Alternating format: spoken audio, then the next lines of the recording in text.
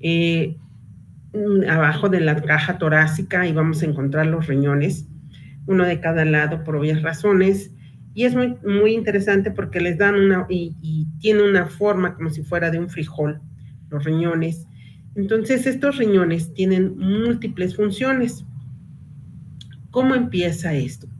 Dentro de todas las múltiples funciones, primero vamos a entender esto. Cuando nosotros comemos, en el mecanismo de formar primero el bolo alimenticio, cuando estamos masticando, posteriormente pasa el alimento, el bolo alimenticio pasa y llega pasa al esófago, posteriormente llega al estómago y en el estómago se transforma en quimo. Bueno, ahí todas las demás sustancias, todas las demás órganos toman las sustancias que requieren.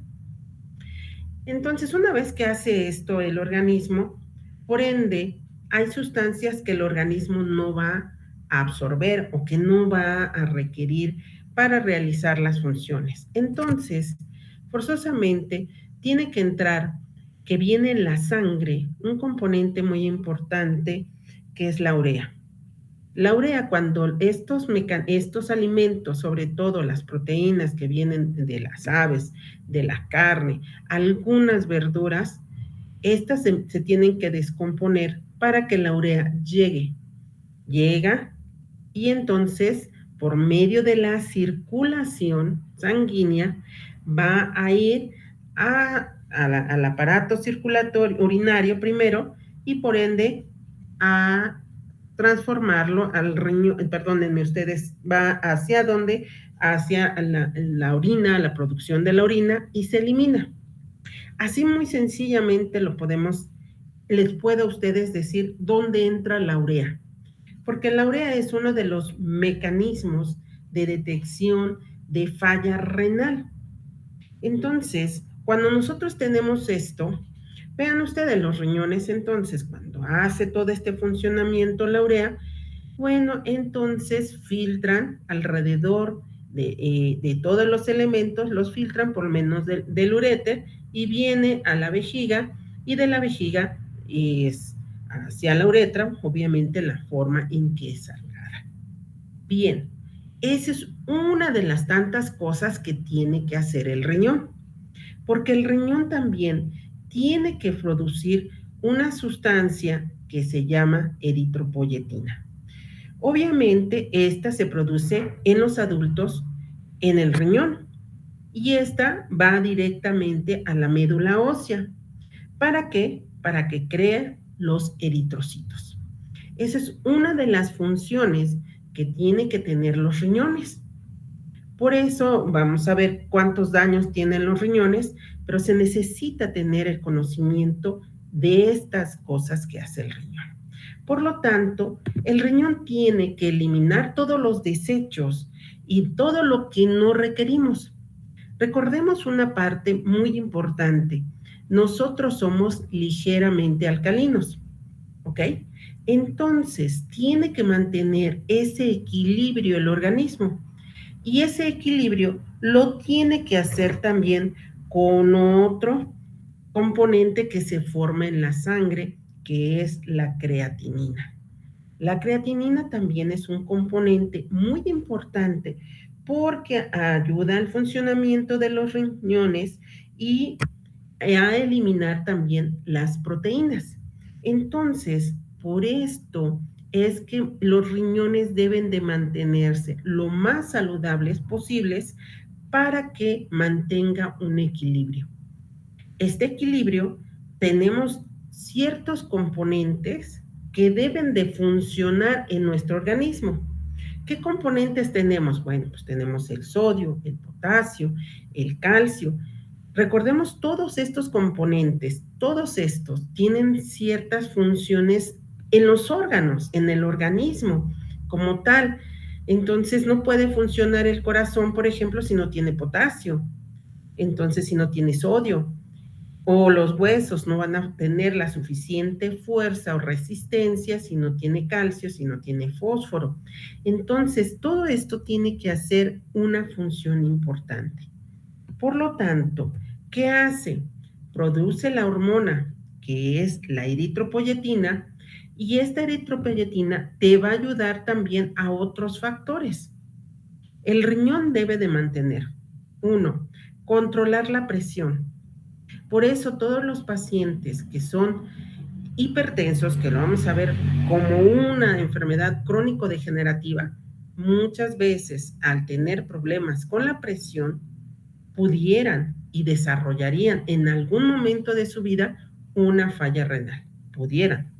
También tiene que ver con otra función, la producción de glóbulos rojos, que esta ya le expliqué que es por medio de la eritropoyetina. Por lo tanto, esta mantener los huesos fuertes y saludables. Ya vieron todo lo que tiene y eso es nada más a grandes rasgos. ¿Cómo realiza? Los riñones también tienen que hacer otra función muy importante. Nosotros todos podemos decir, no, pues es nada más la única función que tienen los riñones es eliminar todo lo que no requerimos o eliminar por medio eliminamos las que no queremos por medio de la orina. Pero ¿cómo lo hace? Esa es la parte medular de esto. ¿Cómo funciona? Bueno, cada riñón debe de hacerlo con algo muy importante.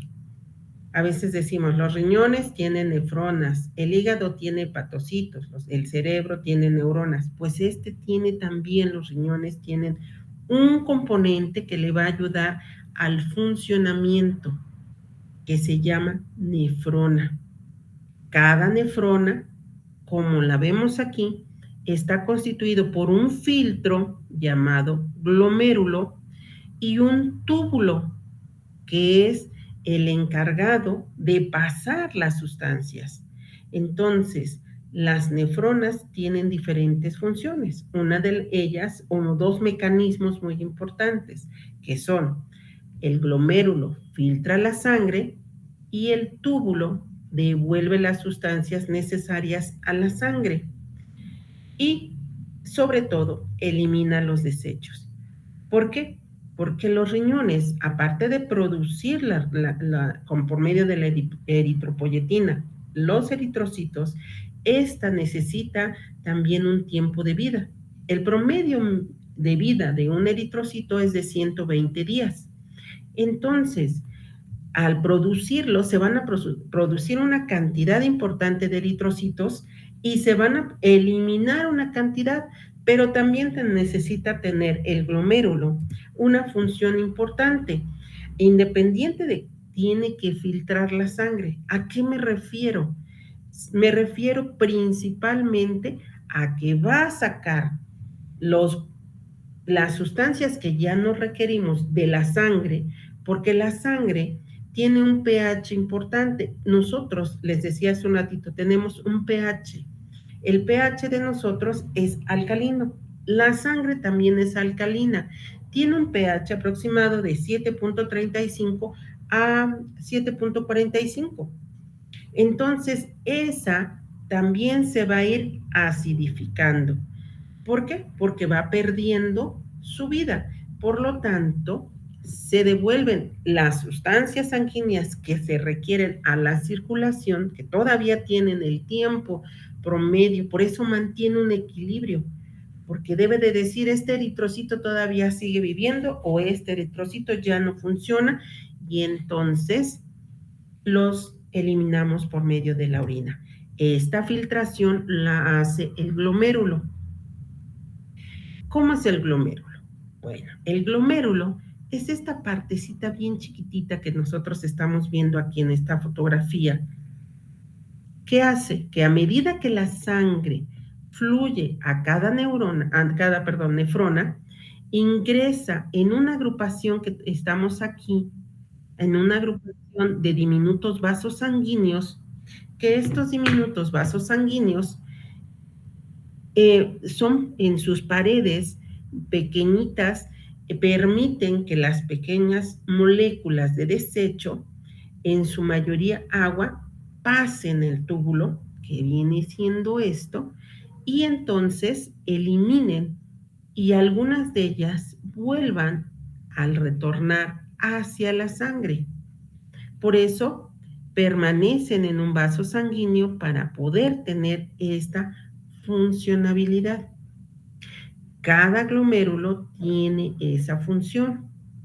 Por obvias razones, cuando empezamos a tener un daño, estos vasos sanguíneos tienen que tener un flujo sanguíneo.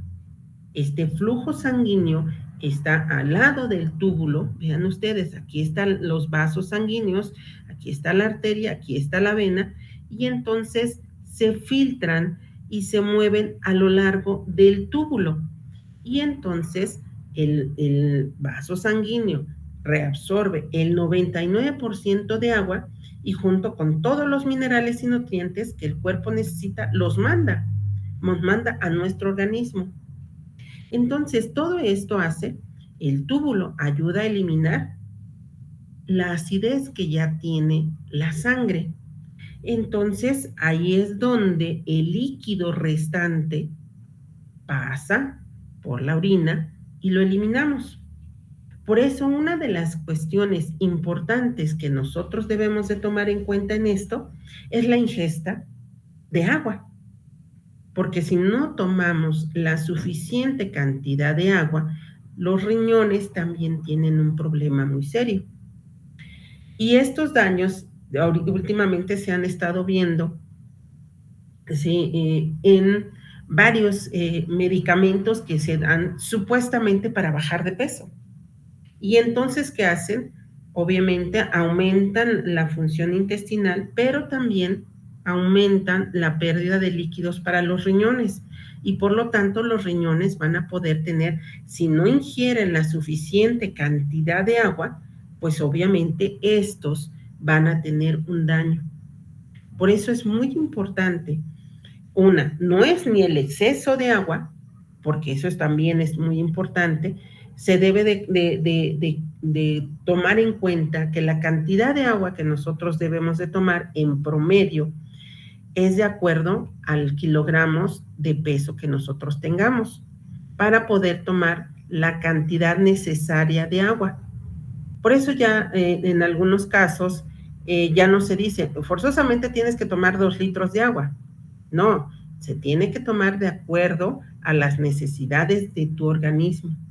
¿Por qué? Porque no es lo mismo una persona, por ejemplo, que hace mucho ejercicio y que gasta energía en los músculos y entonces la creatinina también está en los músculos. Entonces, eso es una de las razones por las que las personas que tienen falla renal, pues demuestran un cansancio. ¿Por qué? Porque la creatinina que está en los músculos está deficiente o está aumentando y eso hace para que los músculos se sientan sobresaturados y empiecen a sentir un cansancio. Esa es una de las partes importantes que tenemos que tomar en cuenta. ¿Ok? Entonces, ¿cómo lo hace el glomérulo? El glomérulo, la sangre filtra o fluye a través del riñón y por ende a las arterias renales. Este vaso sanguíneo, esta arteria grande, se ramifica en vasos cada vez más pequeños que llegan hacia la nefrona. Por eso están íntimamente ligados a la circulación. La nefrona, por lo tanto, hace que la sangre que es filtrada por estos diminutos vasos en los glomérulos fluya hacia el riñón a través de una vena renal. Por eso es muy importante el retorno venoso que va a tener el organismo, una para que siga fluyendo esta sangre y otra para ser eliminada. Por eso el color de la orina debe de tener un color independientemente de la cantidad de agua que nosotros podamos tomar.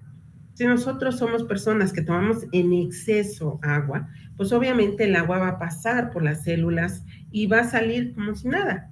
No va a tener, es más, no va a tener ni color. ¿Por qué? Porque eso es algo que normalmente en exceso va a pasar, pero normalmente la sangre va a estar eliminada y por lo tanto debe de tener un color ligeramente amarillo. Por eso a lo mejor dije, este color que yo le puse a las diapositivas es por eso, porque debe de tener un color así. ¿Qué pasa? Que este color puede ir cambiando. Sí, la insuficiencia renal no es una de las enfermedades que se detecte con mucha facilidad. Eso es algo muy cierto. Nosotros, como médicos, nosotros tenemos que tener mucho cuidado cuando tenemos hipertensión, pues ya ahorita vamos a hablar de ella, pero secundaria a problemas renales, muchas veces tiene el problema que es hipertenso, pero a lo mejor no nos estamos dando cuenta que el paciente también lleva un problema renal metido en esta situación. Entonces, es muy importante saber cómo trabaja y sobre todo que la sangre circula por los riñones todos los días, muchas veces al día. Y esta en un solo día, por ejemplo, y así lo puse para que más o menos tomen en cuenta que filtra alrededor de 150 cuartos de un galón. Estaríamos hablando que es una cantidad importante de sangre que debe de circular en el riñón y que debe también de producir la suficiente cantidad para que nosotros podamos subsistir. Nosotros tenemos en promedio una base de sangre, dependiendo del género, tenemos un volumen sanguíneo de 5 litros en general, pero si me pusiera yo a pensar cuánto tiene un hombre y cuánto tiene una mujer, bueno, un hombre tiene un promedio, un volumen sanguíneo entre 5 a 6 litros y la mujer tiene un promedio de 4 a 5. Entonces, por eso tomó una media que es 5 litros de promedio. Entonces, cada vez que filtra los glomérulos, son devueltas las sangres a los túbulos por obvias razones, un cuarto del mismo galón que produce, que elimina y que regresa. Entonces, a veces yo les digo, cuando estoy dando clases o cuando les digo a los alumnos, oigan, es que tomen en cuenta los riñones, le dicen, a ver, tú, eritrocito, todavía te falta tiempo, regrésate. Y no es algo anormal, pero es algo que debe de hacer los riñones para que la sangre esté circulando correctamente y eliminándose como debe de ser. Entonces, ¿qué sucede? Ahora sí que ya entendimos este parámetro. ¿Qué sucede cuando nosotros tenemos un problema renal? Aquí vamos a hablar de que la insuficiencia renal crónica implica la pérdida gradual de la función renal. Y esto, por eso es que les comentaba yo hace un ratito, que esto se debe principalmente a algo que no se va a notar, porque muchas veces los pacientes no se dan cuenta de estos cambios. Entonces, estos líquidos y electrolitos, pues, son eliminados poco a poquito y los riñones siguen teniendo una función. Los riñones no son como el hígado. El hígado, a veces cuando se habla del hígado, dicen este órgano es muy noble.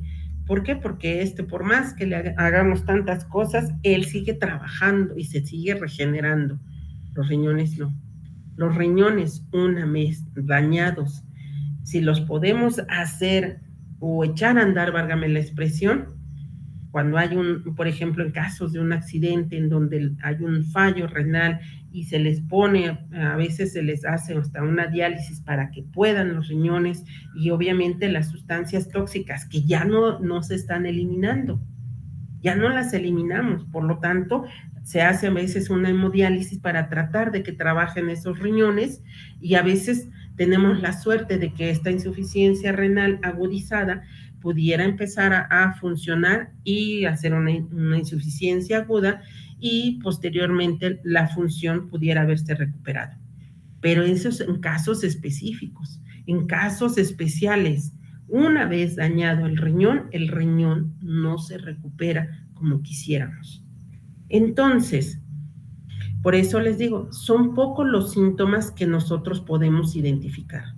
Normalmente, cuando tenemos un paciente con falla renal, pues llega ya malo, ya llega con ciertos daños importantes en los cuales hay pacientes que pueden tener cambios degenerativos y no haberse dado cuenta. Entonces, el tratamiento siempre, y voy a más adelante hablar de él, pero el tratamiento va a depender de la enfermedad crónica que tenga el paciente. Y sobre todo, el tratamiento de esta enfermedad va a ser una parte importante. ¿Qué va a ser? Pues principalmente lo siguiente: evitar que siga avanzando o progresando la falla renal.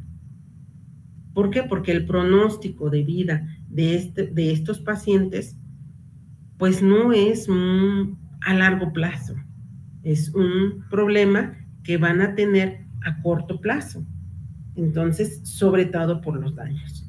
Bien, entonces, la mayoría de ellos, y les coloqué aquí más o menos para que vean cómo es el riñón normal y cuando tenemos una enfermedad renal crónica o un daño renal crónico, cómo es que se observa el riñón. El riñón tiene su daño y entonces se va degenerando, y esta degeneración, pues vamos a ver qué es lo que le podemos hacer. Vamos a hablar de la diálisis y obviamente voy a mencionar de la hemodiálisis. Obviamente en alguno de los casos cuando se tienen fallas renales, pues obviamente lo que se espera en estos pacientes es el trasplante de órganos. ¿Ok? Son síntomas muy imperceptibles para las personas. ¿Por qué? Porque es una enfermedad de lenta manifestación. Muchas veces podemos detectar la falla renal, a lo mejor hasta en un examen general de orina, si nosotros estamos viendo que hay la presencia, por ejemplo, de sedimento o otras sustancias, que más adelante lo mencionaré, pero por ejemplo ahorita les digo así, tenemos sedimento.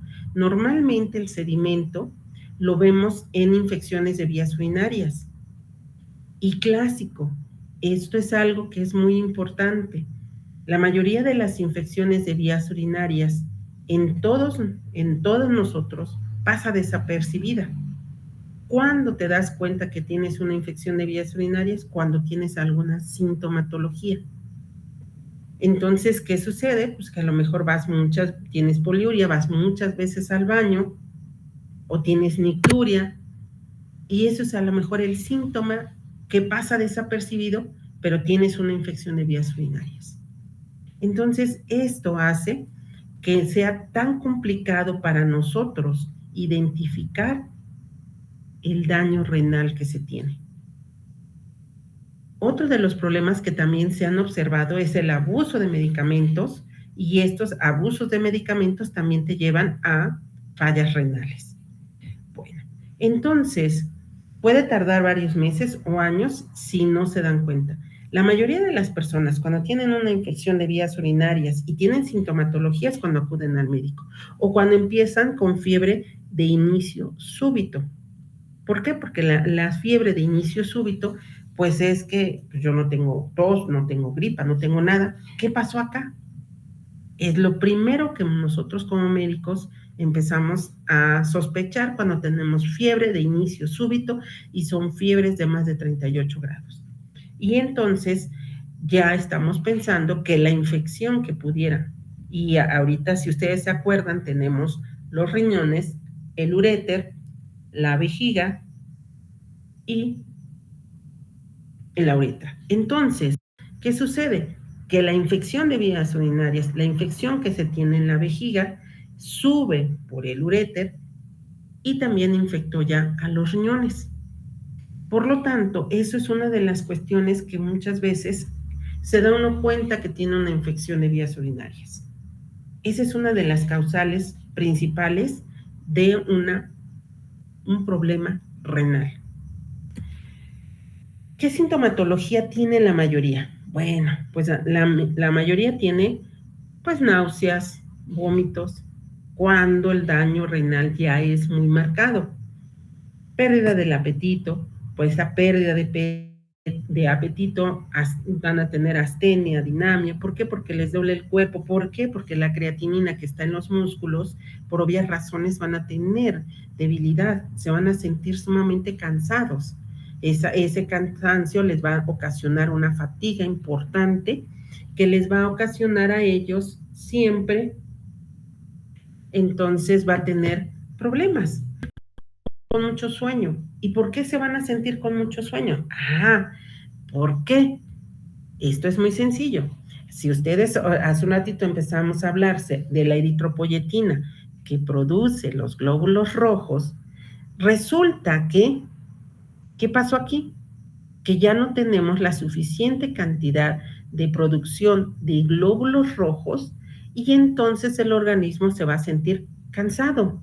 Al sentirse cansado, no tienen ganas de realizar ninguna actividad. Y entonces el organismo, como recuerden ustedes, nosotros somos un pH ligeramente alcalino. Las sustancias tóxicas, la urea y la creatinina, que se elevan en todos estos procesos de falla renal, hacen que el organismo, primero, en sus primeras etapas, los pacientes se sientan molestos. ¿Y por qué se van a sentir molestos? Porque atacan a todo el organismo y al mismo cerebro y al cerebro le va a ocasionar alteraciones. Entonces tienen problemas de sueño y obviamente pudieron no tener alteraciones en las micciones. ¿Por qué? Porque una persona con insuficiencia renal no significa forzosamente que no vaya a orinar. ¿Qué es lo que está sucediendo acá? No va a eliminar las sustancias que requerimos eliminar como organismo. ¿Ok? Entonces, puede el organismo estar teniendo una falla y pues está orinando más o menos normal, pero no está eliminando los azuados o las sustancias que no requerimos. ¿Ok? Entonces, ¿cómo hacemos esta situación? Pues obviamente va a ir aumentando esta problemática y por lo tanto la persona va a tener disminución de la agudeza mental. ¿Por qué? Porque los azoados, porque la urea y la creatinina al estar elevada no se está eliminando, está intoxicando ¿a quién? A la sangre. Porque ahora sí que ya entendimos que el ciclo de eliminación y el ciclo en donde la sangre todavía tiene funcionabilidad está pasando por todo el organismo.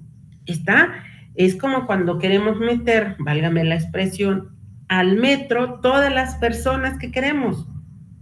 Entonces la queremos eliminar, pero en el metro ya no cabe nada. ¿Por qué? Porque está lleno completamente. Aquí estamos hablando de que no hay manera de que pase nada. Entonces todos se quedan afuera. ¿Y dónde se van? Pues a la circulación. Y obviamente empezamos a tener deterioro neurológico. ¿Qué pasa? Que tenemos estos calambres musculares por obvias razones por la creatinina.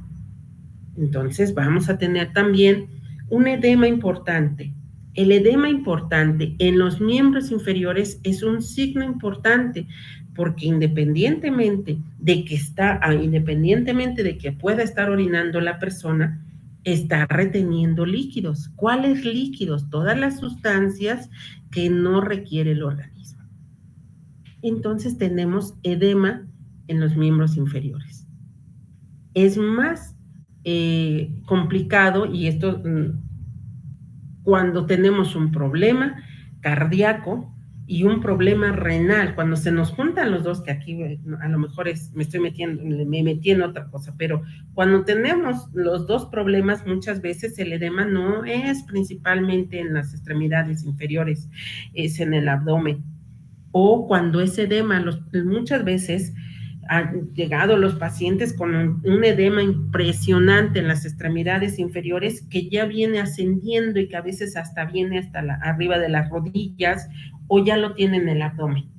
Esos tipos de pacientes son de los más complicados. ¿Por qué? Porque la falla renal es sumamente ya muy avanzada y aparte a lo mejor tenemos un problema también cardíaco. Entonces, esto hace que el paciente sea sumamente complicado, ya se nos complican dos cosas juntas. Y aparte, recuerden ustedes qué hacen los riñones, hacen por medio de la eritropoyetina y que lo maneja hasta la médula ósea de los huesos, forma la sangre. Por lo tanto, tenemos también un paciente con anemia, ¿ok? Entonces, por obvias razones, el tipo de piel se va a hacer muy reseca y va a tener mucha picazón, y esta picazón es por la urea, porque irrita la piel. Entonces, esa es una. Otra de las cosas que tenemos en los pacientes con insuficiencia renal es la hipertensión arterial. Esta hipertensión arterial es principalmente de difícil control. Tenemos diferentes tipos de medicamentos. Muchas veces pensamos que el problema cardíaco que es un problema cardíaco y no un problema renal. Entonces le tratamos de dar diferentes medicamentos sin revisarle o hacerle estudios previos. Y esto es un comentario a lo mejor personal, pero muchos pacientes se quejan de que ¿por qué el doctor nos manda a hacer estudios? ¿No nos puede dar medicamentos y ya? No, necesitamos forzosamente saber si no tiene un problema importante que nos esté afectando, aparte de que sí tienes la presión alta, pero vamos a ver si no está acompañada por otra patología. ¿Ok? Entonces necesitamos descartar primero para poder entonces dar los antihipertensivos que nosotros conocemos. Entonces, todos estos pacientes, por la acumulación y sobre todo cuando la tienen abdominal, esta acumulación abdominal es ya un verdadero peligro. ¿Por qué? Porque empieza el paciente con falla respiratoria, empiezan con tos y es una tos productiva. ¿Por qué? Porque el organismo está tratando de sacar ese exceso de líquido que tiene y no lo puede realizar, más que con la tos, con el reflejo de la tos y con la expectoración para tratar de sacar ese líquido que le está oprimiendo, comprimiendo los pulmones. Y entonces, ya en sus etapas, cuando está muy avanzado, por obvias razones, el corazón no puede. Imagínense ustedes esa cantidad de agua en el organismo. Esos pacientes, no se van a poder acostar en decúbito, van a estar siempre sentados, por eso no pueden hasta ni dormir. Perdón. Entonces, ¿por qué? Porque les va a empezar a tener problemas cardíacos. ¿Por qué? Por la misma presión que le está ocasionando la acumulación de líquidos que tenemos. Ese edema que tenemos es muy importante. Entonces, todos estos síntomas son ya de alarmarse, ¿ok? Pero si ustedes vieron los primeros síntomas, pasan desapercibidos. Entonces, muchas veces el cansancio, a veces es que tengo cansancio, le mandan a hacer a lo mejor una biometría hemática y en esa biometría hemática se ve que tienen 9 de hemoglobina, dicen, no, pues está bajo sus niveles de hemoglobina, vamos a mandarle a hacer o darle un medicamento para que le ayude a aumentar sus niveles de hemoglobina, pero no le están resolviendo el problema de raíz. Hay diferentes enfermedades que se asocian a este tipo de patologías. Una de las verdaderas problemas que nosotros tenemos a nivel de las enfermedades crónico-degenerativas, pues estamos hablando de la diabetes. La diabetes tipo 1 y tipo 2 son enfermedades que si no son bien controladas, porque eso es uno de los problemas que tenemos en la diabetes tipo 2. La diabetes si no está bien controlada, ¿a qué me refiero? Que los gramos de glucosa normales estén por lo menos, si no normal, dentro de un parámetro que ayude a evitar que estén altos. Hay pacientes, ¿por qué? Porque la hipertensión y la diabetes son enfermedades en las cuales son en algunos aspectos silenciosos. ¿Hasta qué? Hasta que el organismo ya no tolere tantos niveles de glucosa o tanto la presión, que es cuando empiezan con sintomatología. Y entonces cuando nosotros empezamos a manejar estos pacientes, ¿qué sucede? Que le damos los hipoglucemiantes y al darle los hipoglucemiantes también al paciente, el paciente no responde o baja y dice, no, pues estoy controlado. ¿Cuánto tienes de glucosa? 280. Pues eso estás controlado en 280, pero no es un parámetro normal. ¿Por qué? Pues tienes que tener entre 70 y 90 gramos de glucosa. Eso es lo que tienes que tener. ¿Cuánto tienes de más? Pues mucho. Entonces, estos niveles de glucosa elevado hacen, el riñón está acostumbrado a eliminar la glucosa. Así como elimina todo lo que no requerimos, elimina también la glucosa, pero en una cantidad mínima, en estos parámetros. ¿Qué sucede? Que en estos parámetros, pues el riñón tiene que eliminar la glucosa. Y entonces cuando hacemos un examen general de orina y nos vamos a dar cuenta que el paciente está tirando glucosa. ¿Por qué? Porque está descompensado o está compensado, pero con niveles sumamente elevados de glucosa. Y entonces manejamos hipoglucemiantes, manejamos insulina, manejamos todo lo que ustedes, toda la batería de medicamentos que existen, y el paciente por años tuvo los 280 gramos de glucosa. Y por obvias razones el riñón pues, no puede trabajar con tanta glucosa.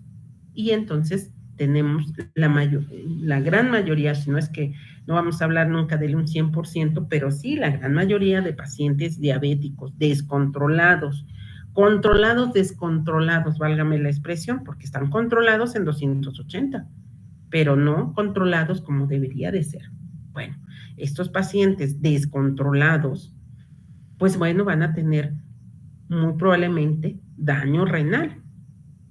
O tiene otros daños que no vamos a hablar de ellos, pero uno de los principales es el del daño renal.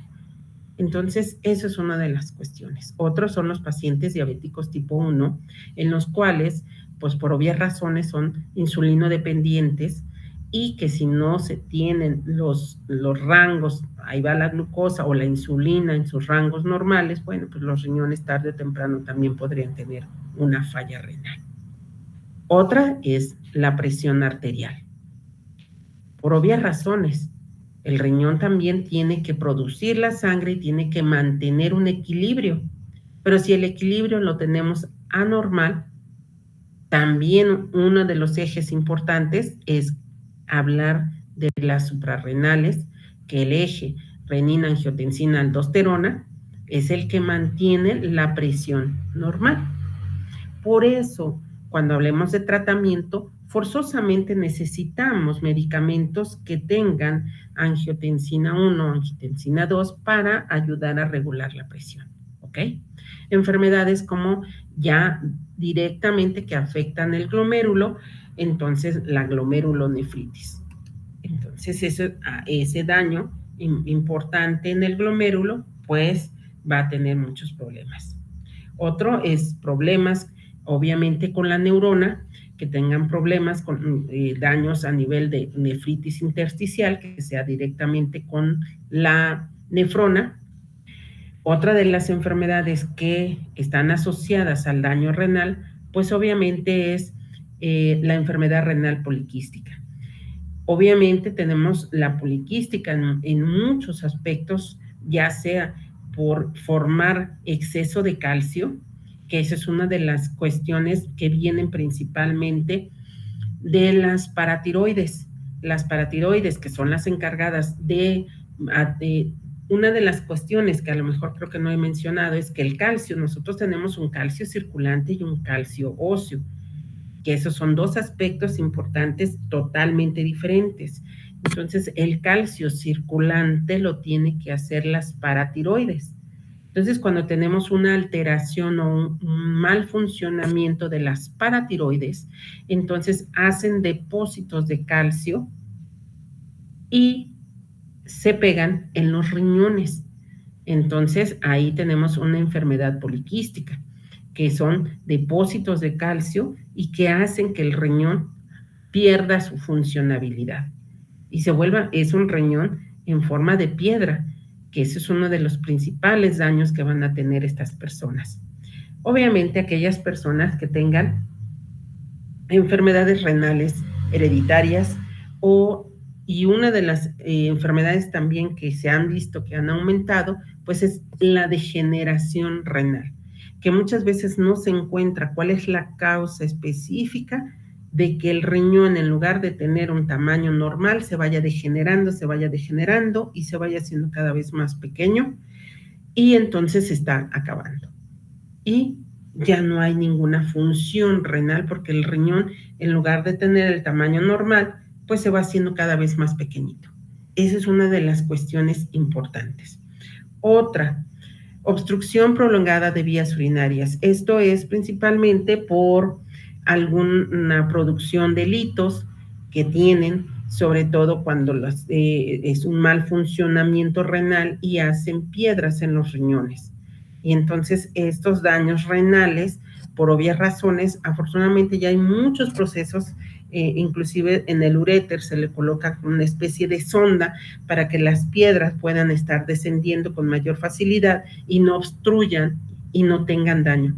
¿Por qué? Porque una obstrucción crónica, la orina se va a quedar ahí en la vejiga y obviamente hay que, por medio de una litotripsia, llegar y romper los litos que tienen, que están obstruyendo el paso de la orina. Entonces, esa es otra de las cosas.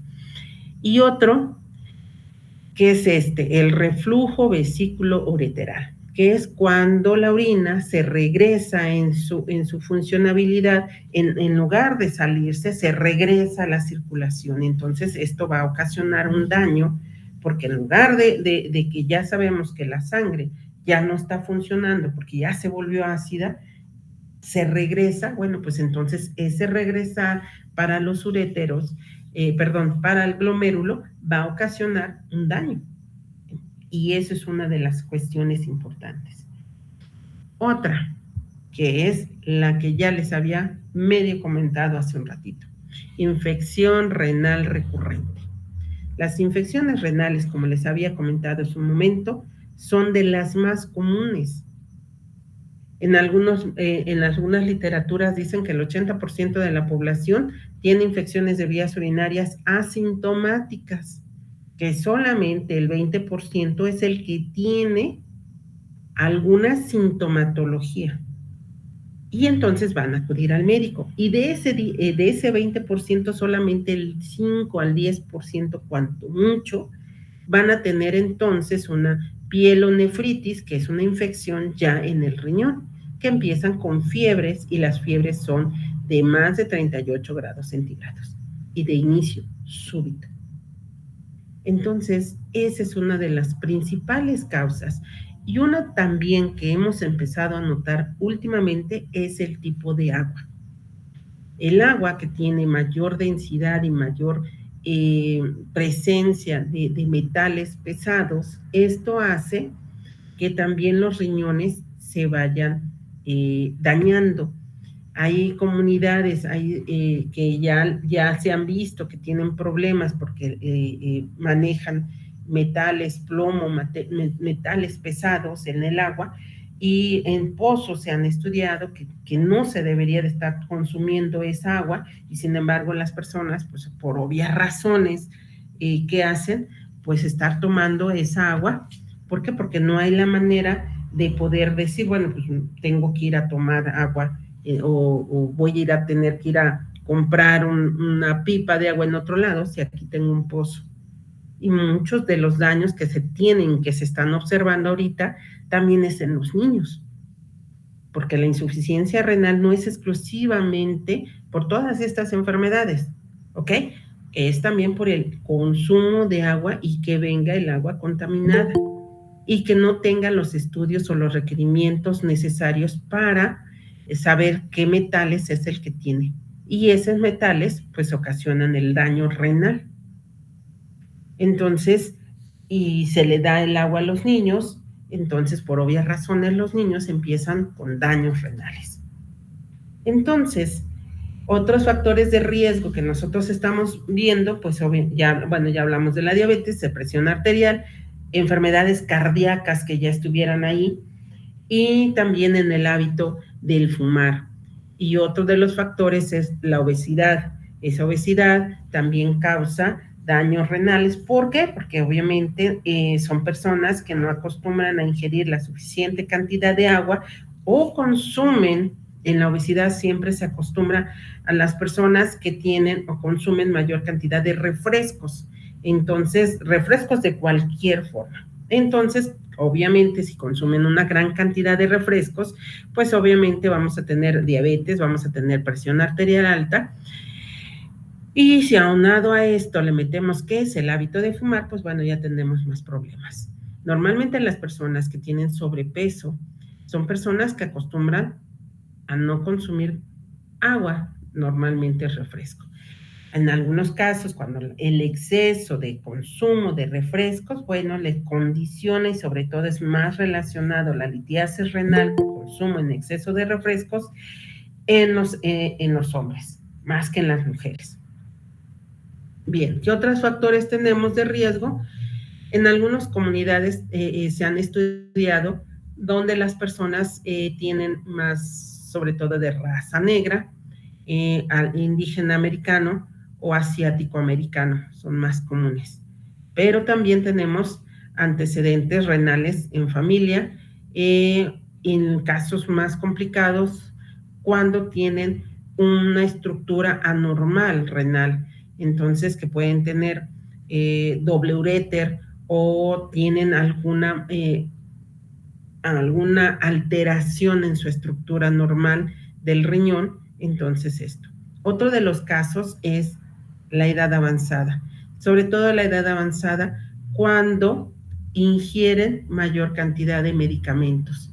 Los medicamentos, sobre todo aquellos medicamentos que son las quinolonas o medicamentos que le dan, que le pueden causar daño al riñón, entonces estos son uno de los factores que, acuérdense ustedes que los medicamentos normalmente son todos aquellos que los toman la persona y son eliminados, son absorbidos por el hígado y por la circulación, pero tienen que ser forzosamente eliminados por los riñones.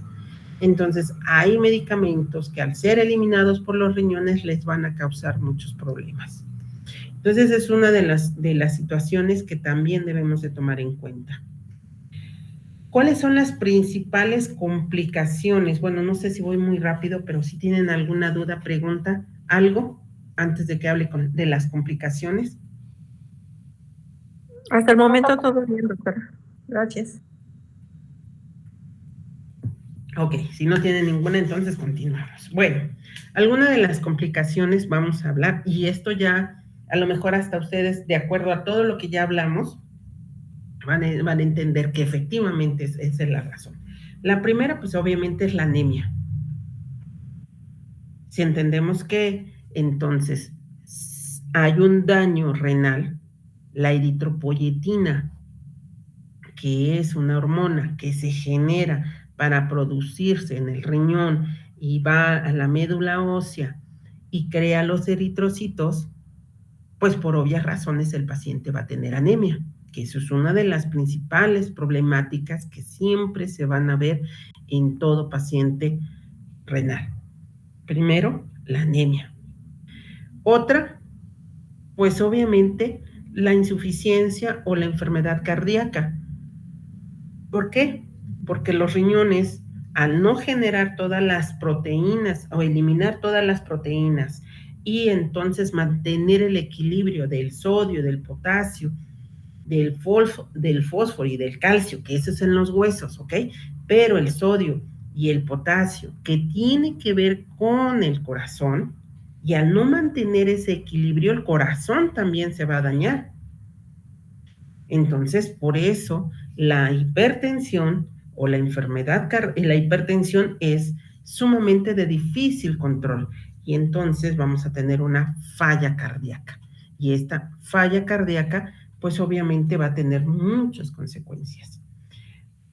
Obvias razones, si nosotros no tenemos los huesos, no están produciendo la eritropoyetina, o más bien no llega la eritropoyetina a los huesos, no estamos teniendo el equilibrio del fósforo y calcio, por obvias razones vamos a tener debilidad en los huesos. Y estos huesos vamos a tener riesgos de fractura.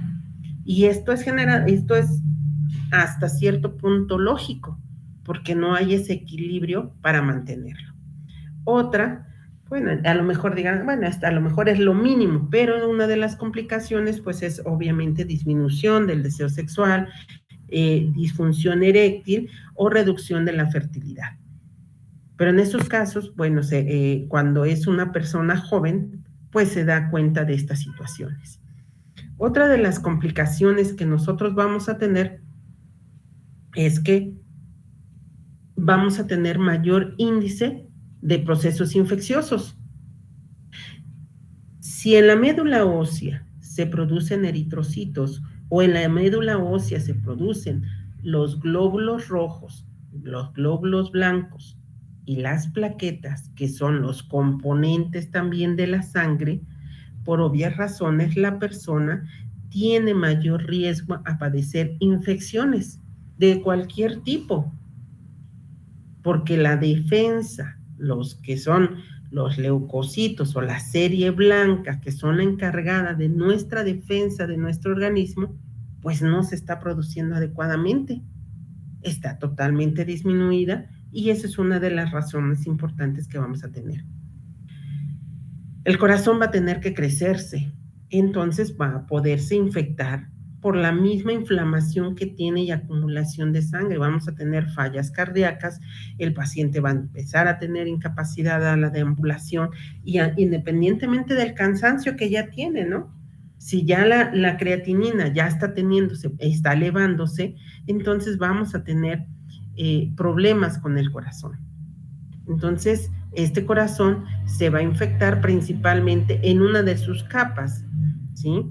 Entonces, el corazón está dividido en 3 capas: endocardio, miocardio, y pericardio. Entonces, ¿cuál es la que se infecta? Pues es el pericardio, que es la que está en la parte externa del corazón y en contacto con él. Entonces, esa es la que se va a infectar principalmente. Entonces, si en determinado momento la mujer estuviera embarazada y la mujer tuviera falla renal, pues estaríamos hablando de desarrollo, problemas en el desarrollo del producto. Y esto generalmente puede inducir a abortos y también a trabajos de parto prematuros y a problemas también en el producto. Aquí hay que tomar en cuenta que ahorita vamos a hablar de la cascada de medicamentos que se deben de tomar el paciente en sus primeras etapas. ¿Por qué? Porque lo primero que se tiene que hacer es tratar de preservar lo poco de función que tenga el riñón. Lo vamos a tratar de preservar el mayor tiempo posible. Entonces, pero se le tienen que dar medicamentos si está embarazada la mujer, a esta mujer se le tienen que dar estos medicamentos para salvarle la vida a ella. Entonces, el producto puede nacer con muchos problemas en todos los aspectos. Entonces, por eso es muy complicado una mujer embarazada con falla renal.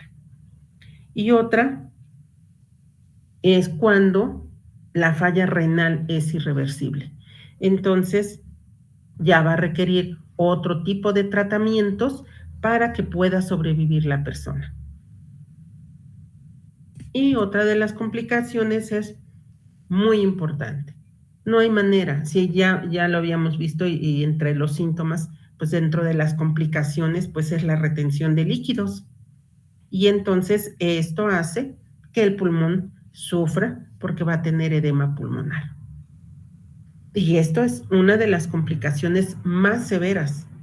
Cuando el paciente llega en estas condiciones, el pronóstico es malo a corto plazo. ¿Por qué? Porque está fallando el riñón y el corazón está teniendo muchos problemas para poder eliminar. Y es sumamente complicado tratar a estos pacientes. Cuando llegan, por ejemplo, al servicio de urgencias en estas situaciones, los pacientes, pues obviamente el nefrólogo tiene que trabajarlo y nosotros tenemos que colocarle, si le podemos colocar, si podemos canalizarlo, si no, se le coloca un catéter subclavio para poder ayudarlo a canalizarlo, para pasar medicamentos, para poder sacarle los líquidos que más se puedan. Pero es una de las complicaciones más severas. Y hay pacientes que no se dan cuenta y hay pacientes que se dejan y llegan en estas condiciones y son sumamente complicados sacarlos adelante. aumento repentino de los niveles de potasio. ¿Por qué? Porque el potasio no hay equilibrio y entonces vamos a tener falla cardíaca. El corazón no sabe trabajar con tanto por una hiperpotasemia. Entonces es más, hasta en el electrocardiograma vamos a ver trazos anormales derivados del aumento del potasio. Entonces hay que tratar con bicarbonato de bajarle el potasio al paciente para tratar de compensarlo y ayudarle a ese corazón a que no tenga tanto problema. Y otra de las complicaciones, si tiene hipercalcemia, pues obviamente tenemos que darle otros componentes para ayudarlo a mantener un equilibrio. Entonces, es un corredero de un paciente grave. Y otro, el daño. ¿Por qué? Porque todas estas sustancias que no se han eliminado, que están en el torrente sanguíneo, llegaron al cerebro. Y por lo tanto hay daño también al cerebro. Puede tener un paciente inconsciente que no responde a estímulos dolorosos. ¿Por qué? Porque los azuados, que son los componentes que tienen la urea y la creatinina, son sumamente elevados y entonces ya te están causando el daño a nivel cerebral. Y entonces ahí sí, quitamos el edema, hay que trabajar lo más rápido posible. Los casos, cuando tenemos pacientes en estas situaciones, lo más seguro es que hacemos diálisis para tratar de eliminarle todos los elementos que no requiere el organismo, eliminarlos con más facilidad. Eso es una de las complicaciones más severas que nosotros podemos observar en pacientes con falla renal crónica. En esta fase, en esta complicación exclusivamente, el peligro de la vida, para la vida de este paciente, la verdad es sumamente complicado. Es más, estos pacientes cuando llegan en estas circunstancias, su pronóstico de vida es grave y muchas veces es corto en horas. ¿Por qué? Porque por más que le estemos dando todos los componentes, todo lo que él necesita para mantenerlo, nos está ganando. ¿Nos ganó en qué? En la retención de líquidos. Nada más con eso. Nada más cómo le sacas todos los líquidos que tiene. ¿Por qué? Porque los riñones necesitan mucha agua para poder eliminar todas las sustancias que no requerimos. Ahora, los riñones ya no funcionan, el agua está retenida. Entonces, no hay manera de poder correr con ellos tanto, y se le pasa todo lo que se le debe de administrar y, por lo tanto, es esperar, ver cómo evoluciona. ¿Ok? ¿Cómo podemos hacer el diagnóstico? Bueno, el diagnóstico de esto, pues bueno, a lo mejor ahorita ya lo entendemos que es de una manera muy sencilla.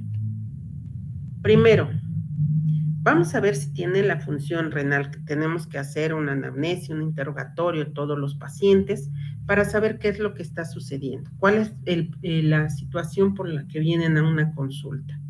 Entonces vamos a ver si hay una disminución en la función renal. Vimos que no hay aquello de que dejen de orinar, sino al contrario, están manteniendo una diuresis normal. Entonces necesitamos forzosamente determinar o identificar los niveles de creatinina. ¿Sí?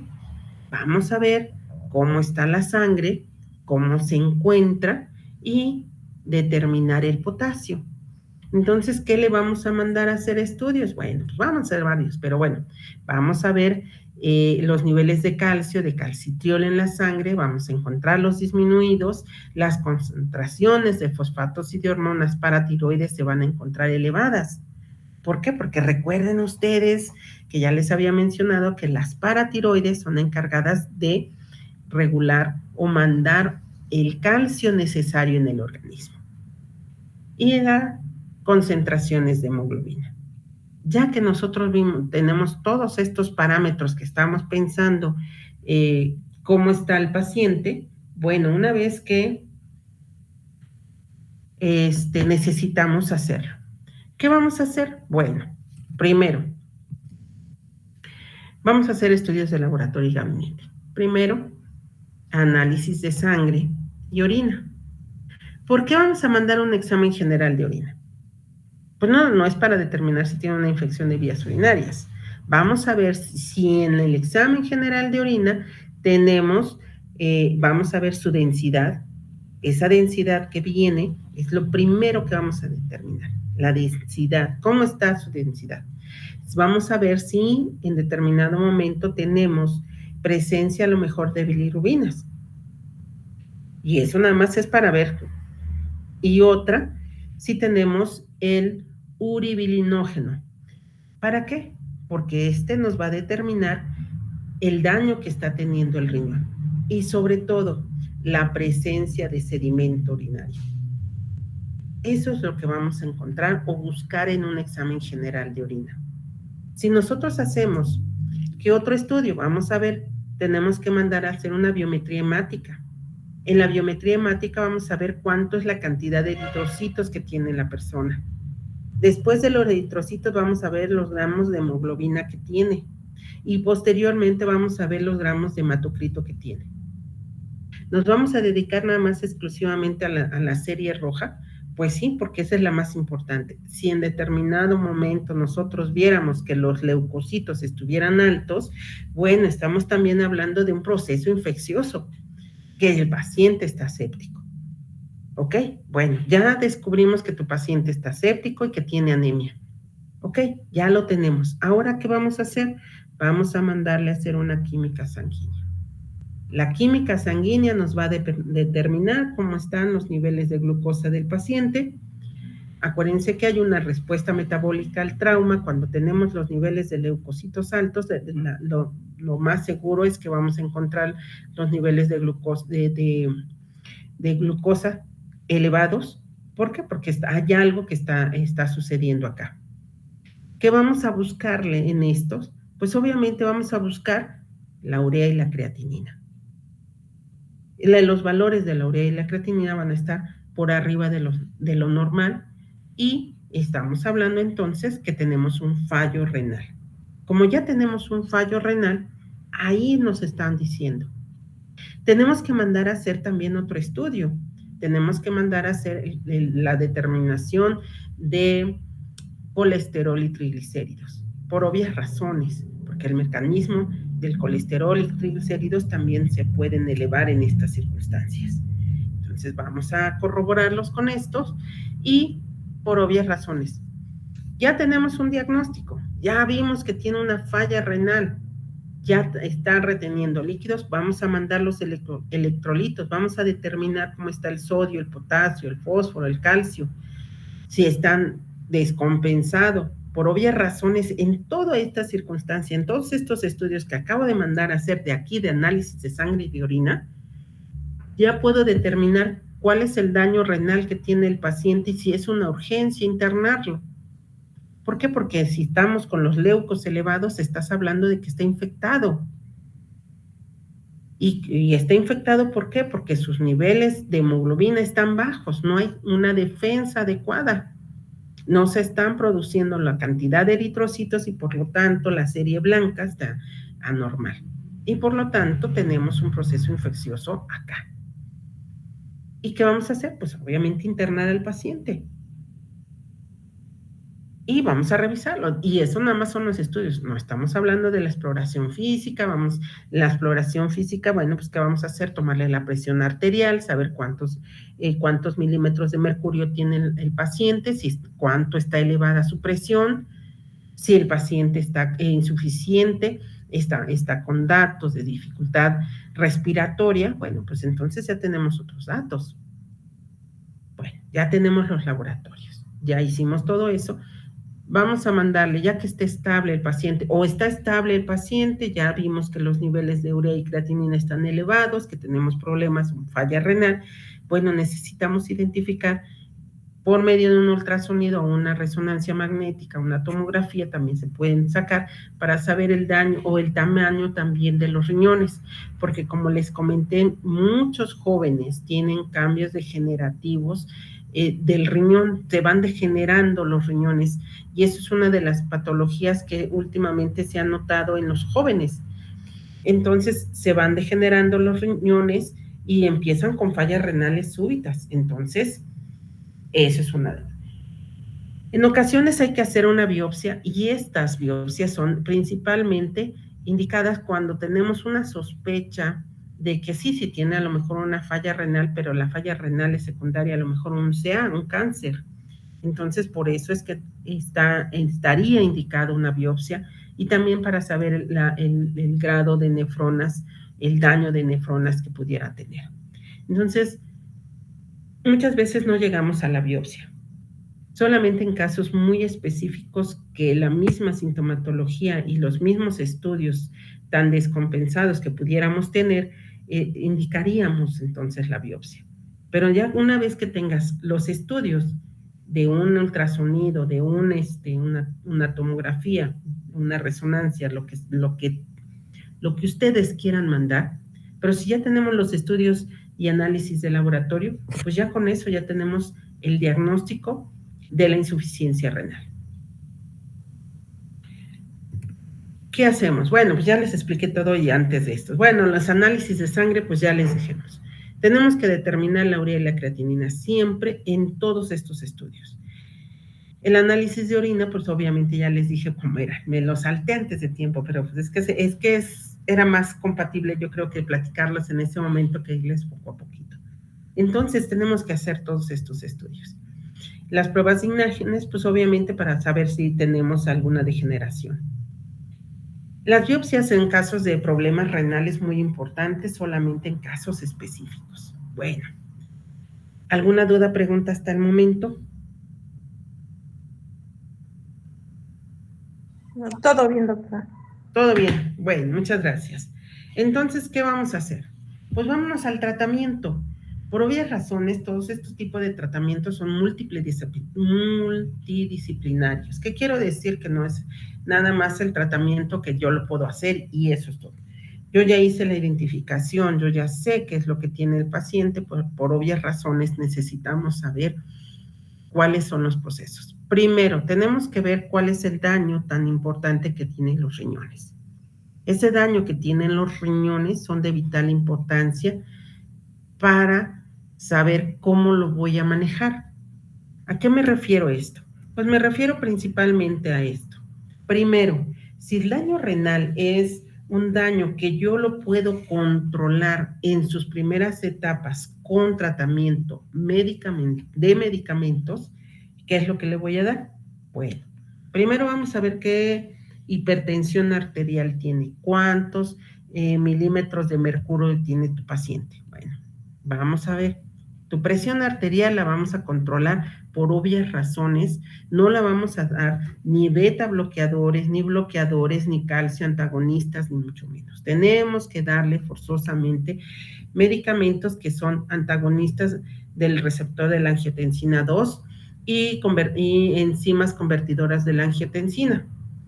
¿Por qué? Porque estos están en las suprarrenales para que las suprarrenales me ayuden, porque acuérdense ustedes que les había yo mencionado hace un ratito el eje renina, angiotensina, aldosterona, ahí viene la respuesta, entonces ahí ella me debe, las suprarrenales me tienen que ayudar a mi paciente a controlarle la presión. Entonces, estos son los medicamentos que nosotros tenemos que en primera instancia manejarles. ¿Cuáles son? Bueno, pues tengo que ir viendo cuál de los dos angiotensinógenos tengo y que me ayuden a disminuirle la presión a este paciente. Pero son múltiples medicamentos, pero todos ellos tienen que ayudarme a todo. Si el edema o la retención de líquidos está marcada, pero no es tan complicada como en los casos que les había mencionado hace un ratito, pues que ya lo tenemos el edema hasta los pulmones, pues ya ahí estaríamos hablando de un problema más serio. Pero si el edema está localizado, tenemos un signo de Godete positivo, entonces el signo de Godete vamos a ver hasta dónde tiene el edema.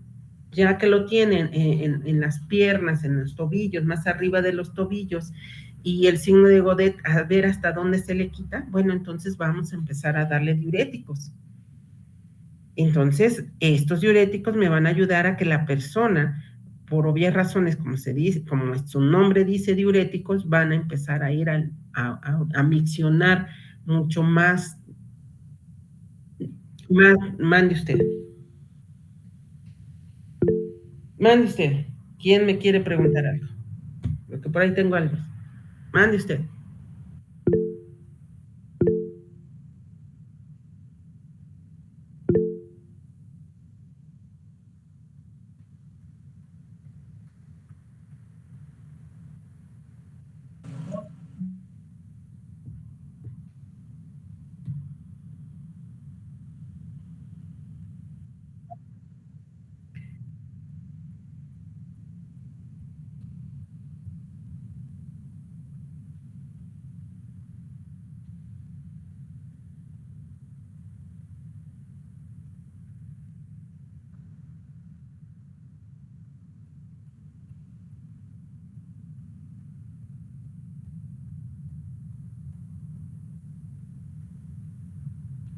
No, ¿verdad?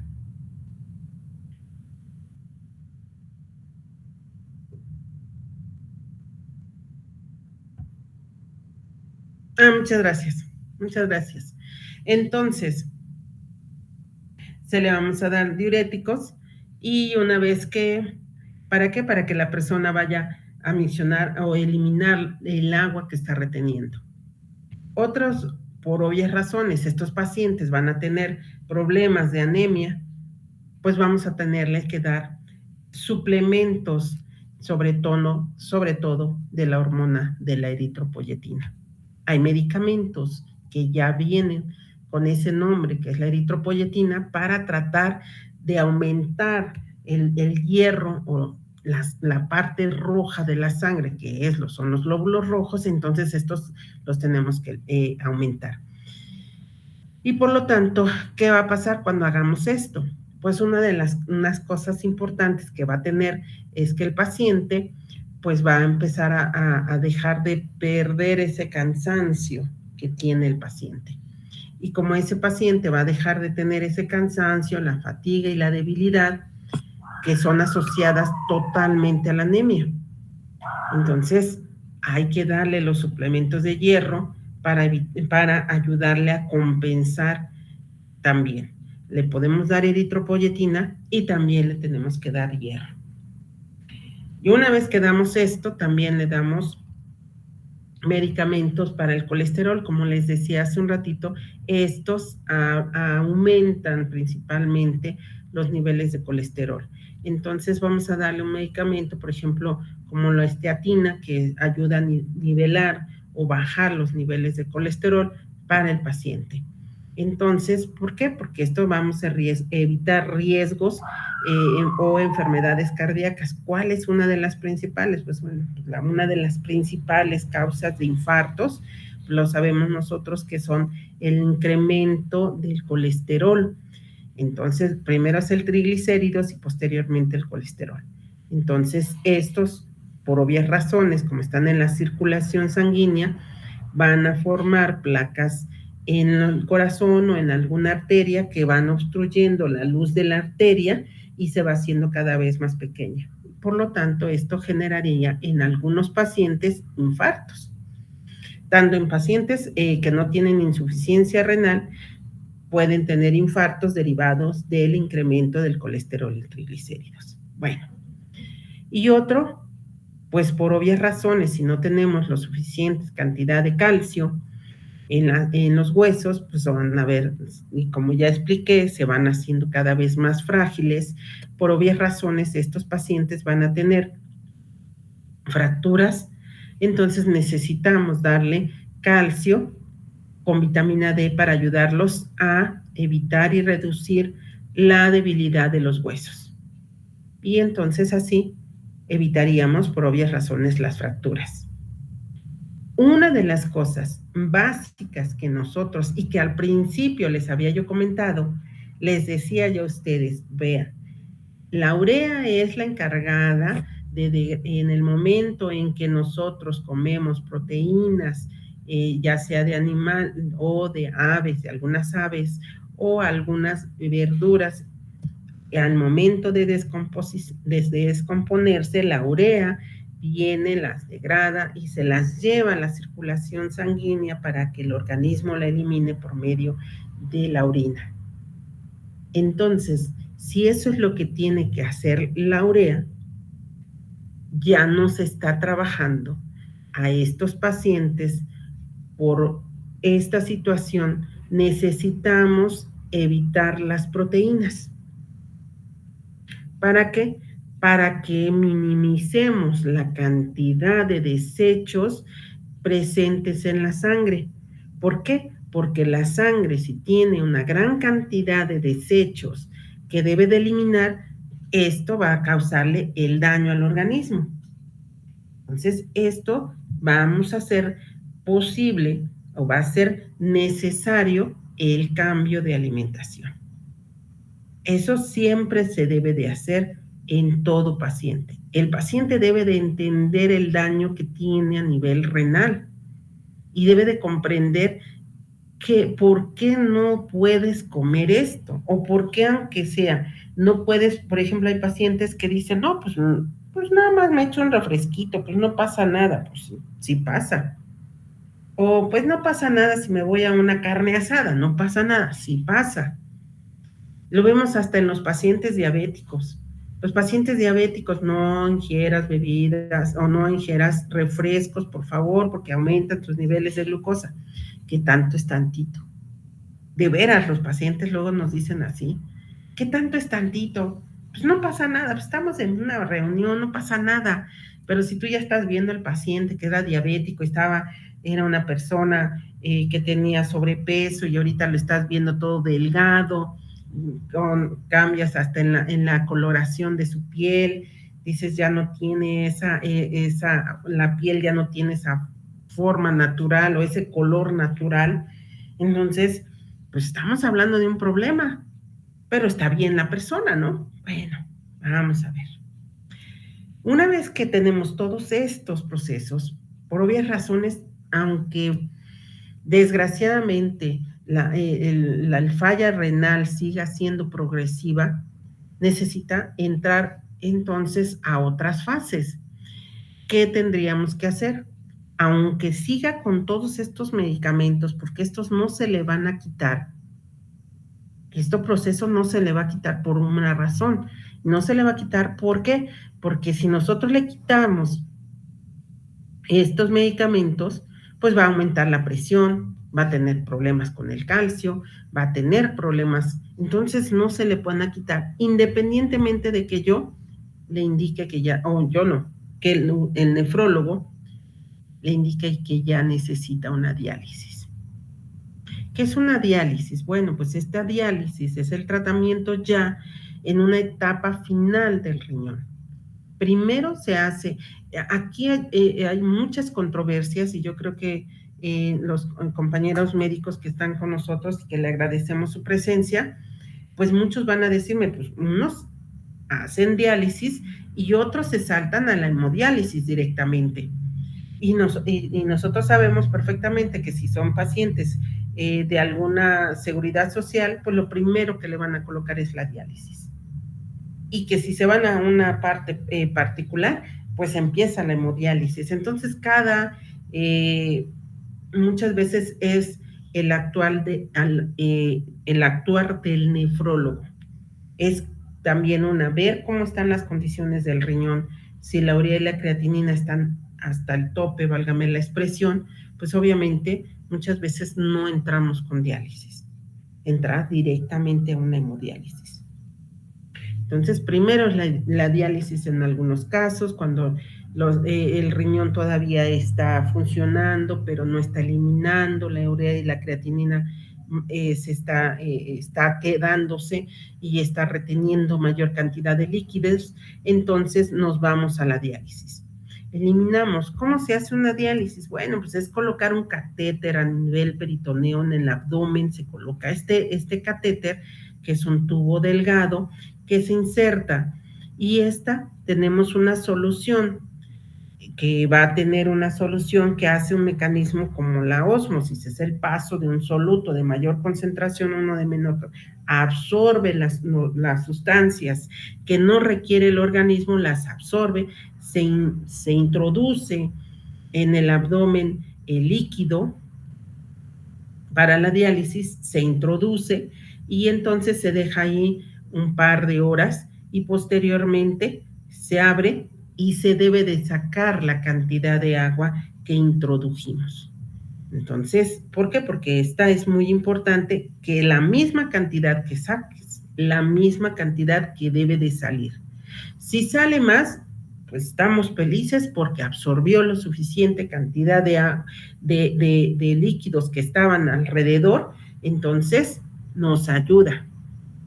Entonces, esto es una diálisis. El problema de una diálisis es que después de un tiempo hay que tenerle cuidados en la diálisis, porque muchas veces el catéter se puede llegar a infectar y ocasionar una peritonitis. Entonces, el riesgo de una peritonitis es muy alto en estos pacientes si no no cuidan su sonda o simplemente la cantidad de sustancias o de azuados que tiene el organismo no las puede ya eliminar como debe de ser. Entonces, se infectan. Entonces, cuando cuando hacen una infección peritoneal, pues obviamente se les quita el catéter, a veces se les vuelve a tratar de colocar otro catéter al otro lado del abdomen, pero si vuelve a tener este proceso de infección, pues no podemos hacer otra cosa más que llegar a hacer una hemodiálisis. Bueno, como su nombre lo dice, la hemodiálisis es extraer los niveles de azuados que tenemos por medio de una máquina. ¿Qué se hace? Bueno, pues hay veces en que el catéter es subclavio, se coloca a nivel de la clavícula, abajo de la clavícula tenemos la arteria, la subclavia, y se coloca en esa zona. Y a lo mejor aquí es la forma que lo colocan aquí en México. Bueno, se coloca el catéter y entonces, ¿qué se hace? Pues sale la sangre y tiene dos vías, entra una conectada a la máquina y la otra el regreso. Y hace que elimine todas las sustancias de desecho que tiene el organismo. La hemodiálisis tiene que funcionar o cuando ya el riñón ya tiene menos del 10% o el 15% de su funcionamiento. Es cuando está indicada la hemodiálisis. Entonces, por eso les decía, a veces es dependiendo de los casos, cuando los niveles de urea y creatinina son muy altos. Cuando, por ejemplo, tenemos casos de degeneración renal, que los riñones se hacen pequeñitos, son súbitos, entonces entran luego a una hemodiálisis. Perdón. Entonces, esto hace que al paciente se le meta lo más rápidamente posible. Bien. Entonces, se hace una especie de lavado de la misma sangre para que la máquina lo hace para que entre. Pero una de las cosas principales que se hacen en estas situaciones es que antes de hacerle una hemodiálisis al paciente se le mandan a hacer estudios. Se necesita saber cuántos gramos de hemoglobina tiene el paciente. ¿Por qué? Porque muchas veces entra con 9 gramos de hemoglobina y al hacerle el lavado que se hace, la limpieza de la sangre, en lugar de tener 9 gramos de hemoglobina, sale con 7 o con 6. Entonces, muchas veces a estos pacientes, ¿por qué? Porque se eliminan eritrocitos también en ese mecanismo. Entonces, en ese momento se le tiene que transfundir sangre al paciente. Por eso es que los pacientes no pueden dejar de consumir sus medicamentos antihipertensivos ni nada. ¿Por qué? Porque hay veces en que una de las complicaciones que es una arritmia letal, y una arritmia letal es que el corazón está fallándole todo, el sodio y el potasio empieza a fallar y entonces el corazón empieza a bombear anormalmente y se para el corazón. Esa es una de las causas de muerte súbita en un paciente con insuficiencia renal, en una arritmia letal. Es más, hay veces en que está el paciente conectado ya a la máquina, ya le vas a hacer la hemodiálisis y en el momento en que empiezas, se muere el paciente. Entonces, por eso es muy importante saber cómo entra y cómo sale. Si en ese preciso momento requiere, se alarga. ¿Cuánto es el tiempo? Las hemodiálisis, las diálisis se hacen diarias, diarias cada 8 horas, cada 6 horas, se hace el proceso de lavado. Pero en la hemodiálisis, lamentablemente, y eso es algo, no se hacen diarias. Las hemodiálisis se pueden hacer 2 veces a la semana, 3 veces a la semana. ¿Por qué? Porque también tenemos aquí el daño que les ocasiona por todos los componentes que se le deben de colocar a la máquina para eliminar las sustancias. Entonces, no se pueden, porque se trata primero también de que el paciente se recupere de esto. Es sumamente cansado para los pacientes que tienen una insuficiencia renal y tienen hemodiálisis. Es muy cansado para ellos. Entonces, se trata de que recuperen energía, que traten de que los niveles de hemoglobina traten de mantenerse en unos parámetros dentro de no de la normalidad, porque los niveles de hemoglobina ya dependen del hombre, pero hombre o mujer estaríamos, si pongo un rango nada más como rango promedio, el hombre debe de tener de 14 a 16 gramos de hemoglobina, y si es una mujer debe de tener de 12 a 14, entonces no vamos a tener esos gramos de hemoglobina, vamos a tener 9, vamos a tener 10, entonces es tratar de que estos gramos, que después de la hemodiálisis, por lo menos el paciente, si tenía 9 y pasó a 7, bueno, cuando le transfundes la sangre, por obvias razones, hay que esperar que el organismo absorba esa hemoglobina, y yo espero que por lo menos, aunque sea 1 gramo de hemoglobina, le haya subido. Entonces, eso es una de las cuestiones que siempre se tiene que tomar en cuenta. Entonces, por eso los pacientes siempre los vamos a ver con cara de cansados, que no tienen muchas ganas de hacer actividades, que inclusive no tienen ganas ni de hablar. ¿Por qué? Porque les cansa esta situación. El pronóstico de un paciente con hemodiálisis es un pronóstico, pues mire, malo a corto plazo. ¿Por qué? Bueno, antes de que vaya yo a decir esto, se me olvidaba decirles. Bueno, la hemodiálisis, ¿qué va a hacer? Eliminar la sal que tenemos o el sodio que tenemos de más y el agua que tenemos de más. Entonces, ¿para qué? Para evitar que se acumulen en el cuerpo. ¿Qué otra cosa hace la hemodiálisis? Mantener los niveles seguros de minerales y vitaminas que deben de tener. Y ayuda a controlar la presión arterial del paciente y ayuda a tratar de mantener la producción de glóbulos rojos. Eso es lo que la hemodiálisis puede ayudar a estos pacientes. Pero obviamente los glóbulos rojos, la producción es sobre todo con muchas veces a estos pacientes lo que se les hace cuando sus niveles de hemoglobina están bajos o tienen, por ejemplo, 9 gramos de hemoglobina, lo que se les pasa por intravenoso la eritropoyetina para ayudarles a aumentarles los niveles de hemoglobina. ¿Cuál es el pronóstico que vamos a tener en estos pacientes? Bueno, el pronóstico es malo a corto plazo. El promedio de vida de un paciente con daño renal, pues es más o menos un promedio de 5, máximo 10 años. En México, el promedio que se ha visto es un promedio máximo de 5 años. Ese es el promedio. No he tenido la oportunidad de tener un paciente, yo en lo personal, un paciente conocido con falla renal que haya sobrevivido más de 10 años. El promedio que se tiene de ellos son de 5 años. Y esto es principalmente porque la hemoglobina está muy baja, porque el mismo organismo se va cansando de las mismas sustancias que tratan de eliminar la urea y la creatinina. Esto también hacen que su sangre sea sumamente diluida, entonces tienen muchos problemas. Entonces, esta es una de las razones por la que el organismo siempre va a tener muchos problemas para su funcionamiento. Si no es por una arritmia letal, es por la anemia o es simplemente porque los riñones ya dejaron de funcionar.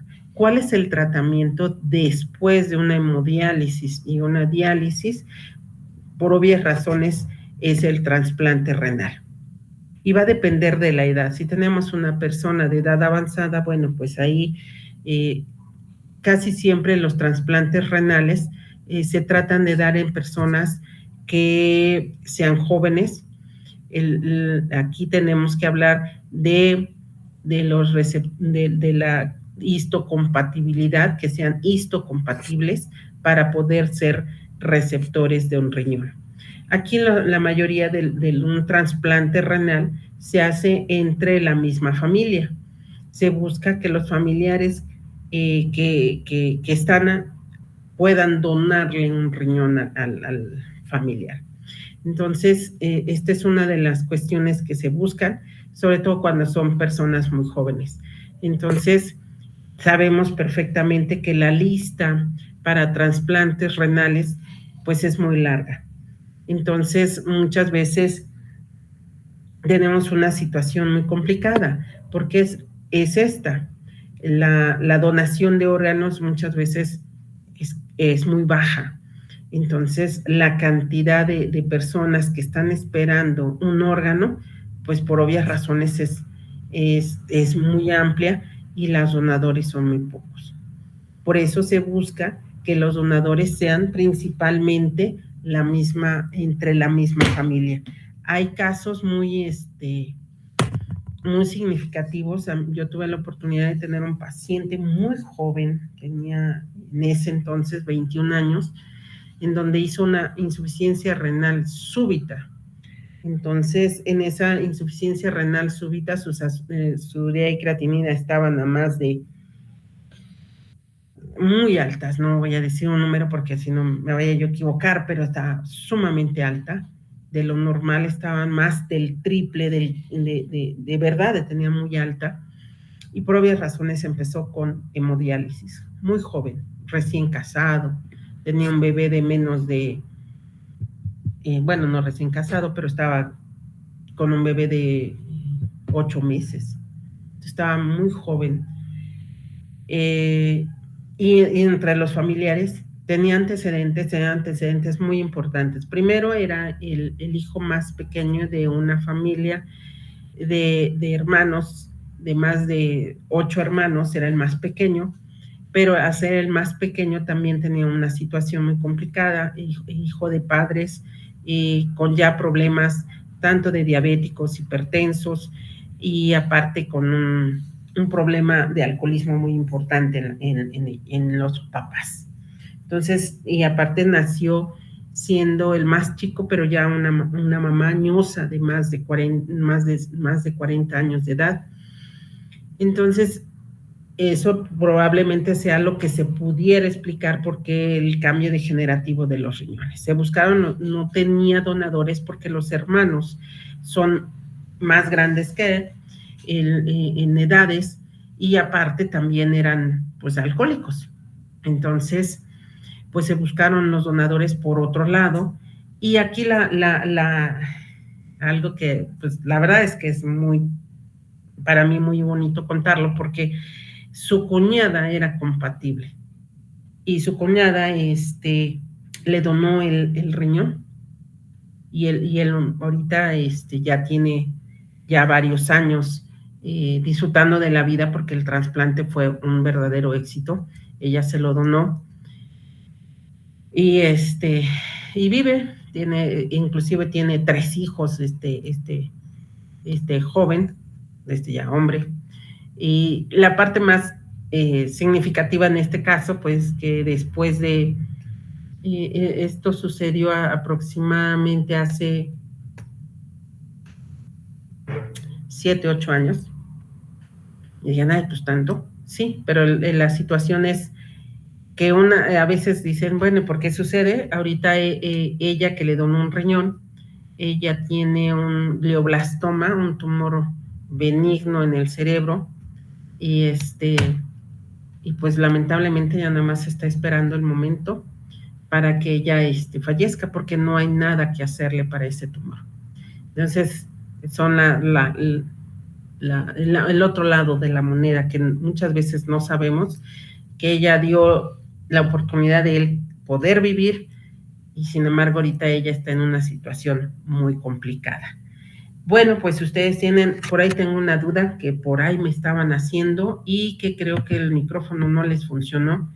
Pues si ustedes me pueden hacer, o me pueden ustedes, me puede hacer favor la persona de decirme qué duda tienen, o si tienen alguna duda, pregunta, pues con muchísimo gusto se las contesto. Creo que Nicanor era el problema del